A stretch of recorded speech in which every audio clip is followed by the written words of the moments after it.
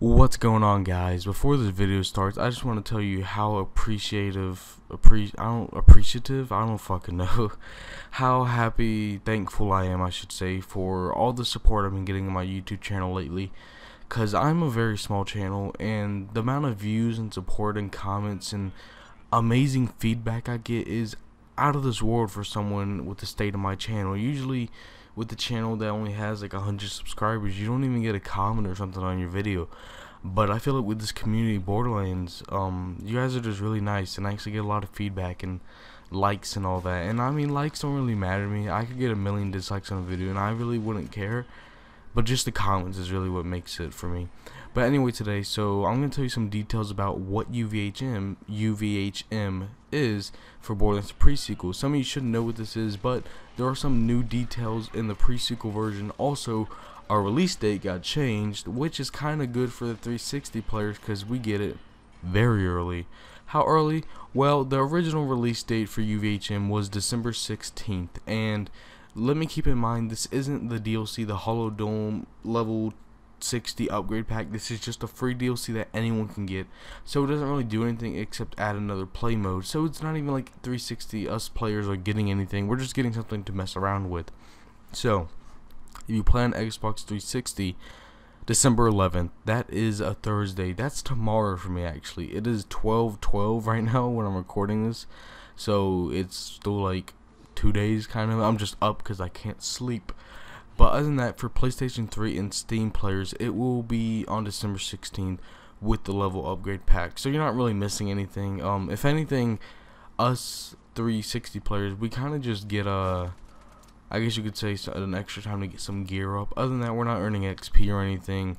But yeah, so if you're wondering what UVHM is and you never played Borderlands 2 before, UVHM is the rough draft of it.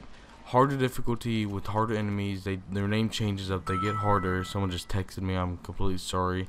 It changes the name of the enemies. You know, harder prefixes, and you get better loot drops. So more oftentimes to see legendaries. Now, in the case of Borderlands 2, I don't fucking know that was true, because you don't see legendaries for shit on Borderlands 2, man. You really don't. But then again, you see them pretty retardedly often on Borderlands the pre-sequel. So, how do you unlock UVHM, you may be wondering? All you have to do is I don't think there's a level really, but you need to at least beat TVHM, so you'll be about level 50. But what do these changes do? So UVHM will always be scaled with you. So in regular Borderlands playthroughs, you have to do all side missions to stay leveled up. When in UVHM, you don't need to do any side missions. You can just keep doing the main story and so you can beat the game at level 50. And it's honestly great. If you also let me also add this, in case you want to replay the story, there's an actual option from the menu to where you can reset your story. How fucking great is that? So if you want to just run through the storyline, because not counting side missions, the pre-sequel, any Borderlands game really, it's not that long. It's kind of a short story, just the side missions and all that make up for it. But in this, you don't have to level up, so you can just run straight through the side missions or straight through the story missions. So here's another feature. Regular enemies will receive a 1.5 times health multiplier and a 1.5 times shield multiplier. So obviously you can see right there the enemies are a bit tougher.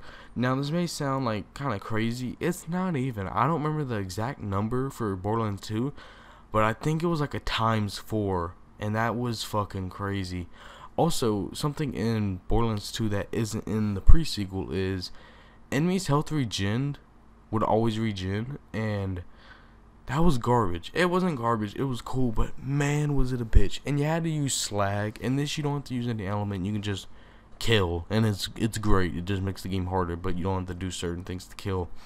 Now, badass enemies will receive a 2.5 times health multiplier and a 3.5 times shield multiplier. As you can see, that's a 1.5 times more on their shield, which is nice.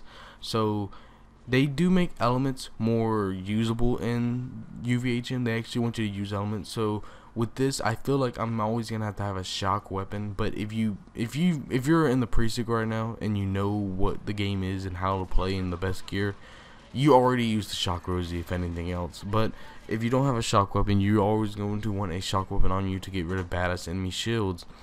Now, enemies are now more likely to drop ammo, Plus, enemies and chests will give you better gear than in other playthroughs. Now, I can say in Borderlands 2, it was, I mean, I don't want to say it was noticeable, but it was definitely more, I guess. But hey, in the pre-sequel, I'm expecting legendaries, man, left and right, left and right. I don't like that legendaries are so common, but expect them more often now. So elemental weapons will be more effective as gear with elemental resistance. So like I said before, elements are going to be a lot more usable. You want shock weapons to take down shields and all that good stuff. Now, before I end this video, I just want to say, remember, December 16th is when PlayStation 3 and Steam, also not trying to hate on PlayStation 3, is the community big over there for Borderlands? Because I never see any videos on YouTube. That's just me. I don't have a PS3. I just want to let you, does anyone like that watch my videos? Can you leave a comment saying you play PS3? Because I'm just curious, because I don't really know anyone who does. But yeah, PlayStation 3 and Steam players will receive this update on December 16th, and Xbox receives it December 11th. So also on December 16th for Xbox 360, PS3, and Steam, we all receive the whole Dome and level 60 increase, which adds new challenges, new enemies, new weapons, new class mods, and new customization options, with the possibility of pearls. Watch my last video. I actually talked a lot about pearls, and I got a lot of feedback on it. A lot of you guys, a lot of you guys were kind of defending the pearls because I said they were shit, and a lot of you guys were like, "Hey, pearls are awesome," and I was like, "Pearls aren't good," but that's just my opinion. If you want to go watch that video, watch it. And if you don't live in North America, December 17th is when it becomes international. So if you live in Australia or the UK or anything like that, that's when everyone else gets it. Sorry for you guys over there. Other than that, I hope you have an awesome day, and I will talk to you later.